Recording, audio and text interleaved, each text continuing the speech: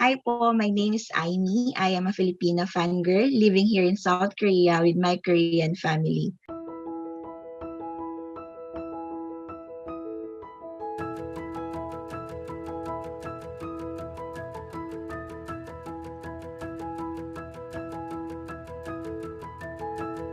I remember po the first drama that I watched was Autumn in My Heart.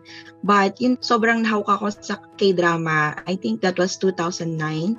And yun, doon din po ako nagsimulang mangarap na makapunta ng South Korea. And that dream became reality. Noong 2015, pumunta talaga ako, first time visit ko sa South Korea. And the first drama that I visited, yung My Love from the Stars.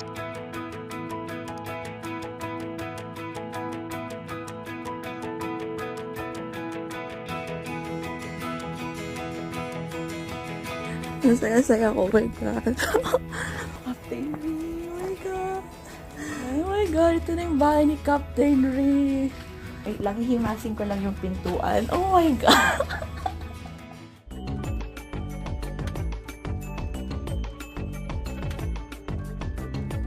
So sa startup po kasi, parang halos magkakaparehas nga lang din sila. Yung iba nga po na mga effect lang talaga. Pero in reality, hindi po talaga siya ganun. Inuupuan nga nila. And dito sila nag-shoot nga no pinaka-poster nga ng startup.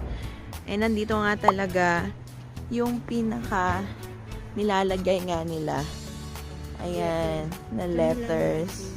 Yun. So, one thing na nagustuhan ko din sa startup, kasi first time ko po pumunta dun sa Nodol Island, yung parang pinaka-sandbox nila, tsaka yung mga locations na pinili po nila doon, parang merong connection doon sa pinakakwento ng drama. Whenever na nahook po talaga ako sa isang Korean drama, talagang pinupuntahan ko yung mga filming locations nila kahit medyo malayo po.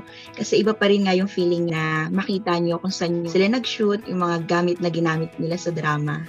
Dito sa South Korea, wala pong mga protocol na kailangan magpa-swab test when you travel to other cities. The Korean government doing their best para talaga malesen kahit paano. So we are allowed to go outside pa rin. Wala po kaming lockdown. We just see to it nga lang po na meron po kaming mask every time that we go out, and especially sa mga public places. My advice would be, katulad nga po ng sinasabi sa drama na always follow your dream. So wala po talagang imposibleng. Kung nangangarap nga din po sila na mapuntahan yung mga locations, kaya din po talaga nilang matupad yun. And kung meron lang din po akong isang ma-advise na kapag nag-travel sila or nag-filming locations nga po sila, they should wear comfortable shoes. Kasi talagang panay lakad po talaga dito sa Korea.